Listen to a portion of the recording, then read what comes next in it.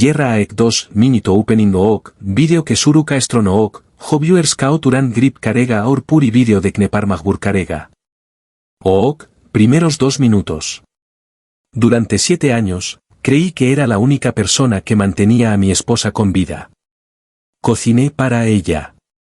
La cuidé día y noche. Pagué cada centavo de sus tratamientos médicos. Sacrifiqué mi propia vida por la suya, o al menos eso pensaba. Porque lo que estoy a punto de contarte no es solo una historia de amor y sacrificio. Es una historia sobre una mentira tan perfecta, tan bien construida, que tardé 7 años en descubrirla. Todo comenzó con una simple llamada del banco. Una llamada que en menos de 3 minutos, destruyó todo lo que yo creía sobre mi matrimonio. El hombre al otro lado del teléfono me dijo algo que jamás voy a olvidar: señor, no creo que sea usted. Yo me reí. Pensé que era un error. Hasta que me envió una fotografía. Y en esa fotografía, estaba mi esposa. Parada junto a un hombre que tenía mi mismo rostro. Mi misma altura. Mi misma cicatriz sobre la ceja. En ese instante, mi cuerpo se congeló. Porque yo no tengo un gemelo. O al menos, eso era lo que siempre me habían dicho. Lo que descubrí después no solo cambió mi matrimonio. Cambió todo lo que sabía sobre mi propia familia, sobre mi pasado, y sobre la mujer a la que le entregué 7 años de mi vida. Si crees que conoces el final de esta historia, te equivocas. Quédate hasta el final, porque lo que está a punto de pasar, no te lo vas a esperar. Durante 7 años creí que yo era la única persona que se interponía entre mi esposa y la muerte. Cociné para ella. Limpié su habitación. Pagué cada factura médica. Me senté junto a su cama de hospital durante incontables noches, mientras los doctores me decían que su condición tal vez nunca mejoraría. Jamás imaginé que la mujer a la que protegía había estado viviendo una vida completamente distinta a mis espaldas. Y entonces mi mundo se derrumbó una tarde cualquiera, cuando sonó mi teléfono. Era el banco. El hombre al otro lado de la línea sonaba nervioso. Me dijo: señor, no creo que sea usted. Su esposa está aquí, con un hombre que se ve exactamente igual a usted. Me reí, pensando que tenía que ser un error. Pero eso no fue lo peor, me envió una fotografía de seguridad, y mi mano empezó a temblar. El hombre que estaba junto a mi esposa se veía exactamente igual a mí. Mismo rostro, misma estatura, mismo cabello, misma cicatriz sobre la ceja. Y fue en ese momento que entendí que los 7 años de mi vida podían haber estado construidos sobre una mentira enorme. Me llamo Daniel. Y durante 7 años creí que mi matrimonio era una historia de sacrificio. Mi esposa Clara había quedado gravemente enferma después de un accidente terrible. Apenas podía moverse sin ayuda y terminó dependiendo de cuidados constantes. Me negué a internarla en un asilo permanente porque le había prometido que jamás la abandonaría. Cada mañana antes del trabajo la visitaba. Cada noche regresaba con víveres, medicinas y lo que necesitara. Yo manejaba las cuentas y trataba con los médicos. Me enfoqué tanto en cuidarla que dejé de cuidarme a mí mismo. La gente me decía que era un esposo devoto. Les creí durante 7 años. Nunca dudé de Clara. Hasta que llegó esa llamada. Era del banco. El representante me dijo que había actividad inusual en una de nuestras cuentas. Pregunté de inmediato si Clara había hecho un retiro. El hombre guardó silencio por un momento. Y entonces dijo algo que jamás olvidaré: señor, no creo que sea usted. Le pregunté qué quería decir. Me explicó que mi esposa había aparecido recientemente en el banco con otro hombre.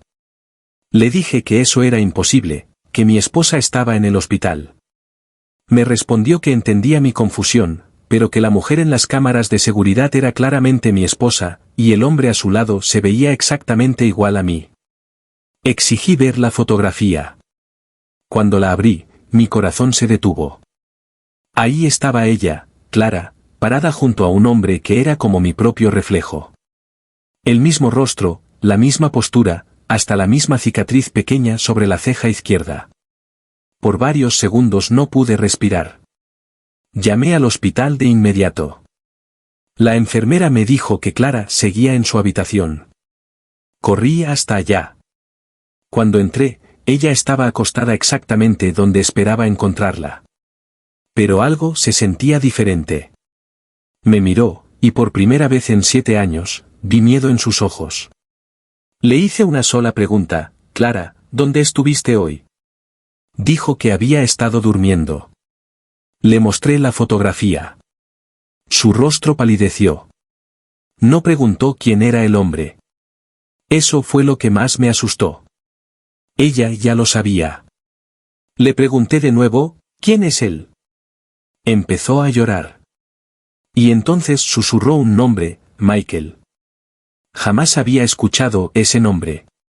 Le pregunté quién era Michael. Clara me miró y dijo algo que lo cambió todo: es tu hermano. Pensé que había escuchado mal. Le dije que yo no tenía hermanos. Empezó a temblar.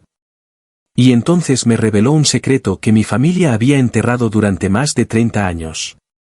Antes de que yo naciera, mi padre había tenido otro hijo, un gemelo.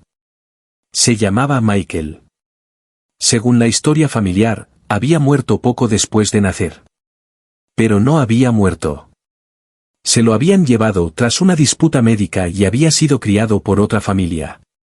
Apenas podía procesar lo que estaba escuchando.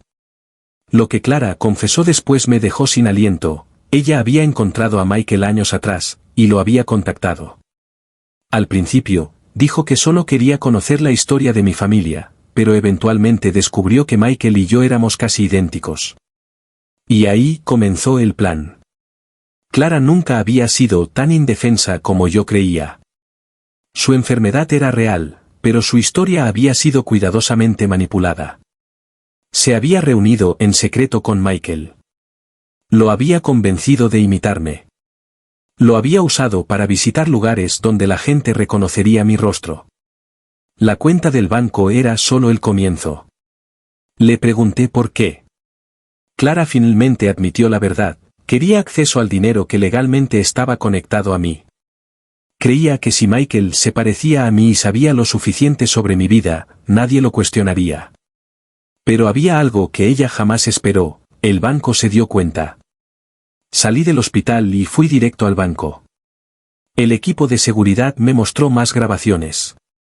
Michael había ido varias veces. Había hablado con gente que me conocía. Incluso había firmado documentos usando mi nombre. Y entonces el banco me mostró algo que me heló la sangre: había otra persona en las grabaciones, un abogado, el mismo abogado que había ayudado a Clara a actualizar nuestros documentos financieros 2 meses antes. De repente todo tuvo sentido.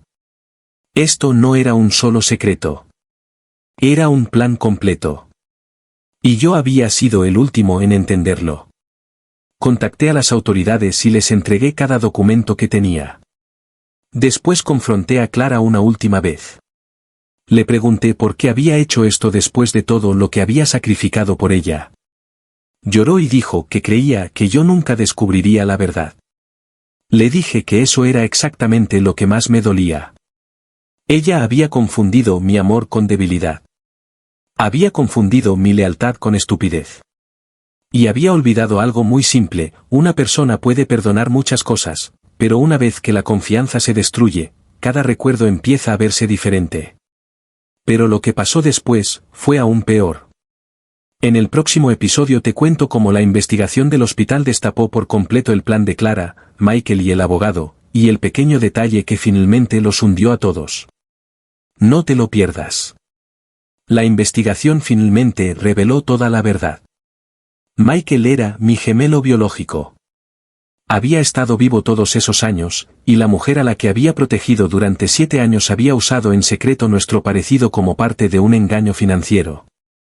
Pero hubo un giro final: el banco no me había llamado porque me acusaran a mí. Me llamaron porque un empleado notó que el hombre que usaba mi identidad había cometido un error. Había firmado con la mano izquierda. Yo soy diestro. Ese pequeño detalle detuvo todo el plan. Una sola inconsistencia expuso 7 años de engaño.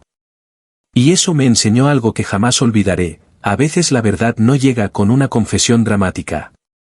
A veces llega a través de un pequeño detalle que nadie esperaba que notaras.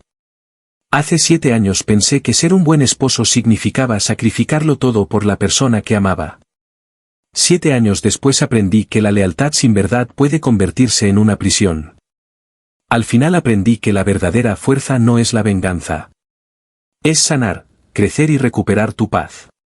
Gracias por escuchar mi historia. Si te hizo reflexionar, suscríbete y comenta qué harías tú.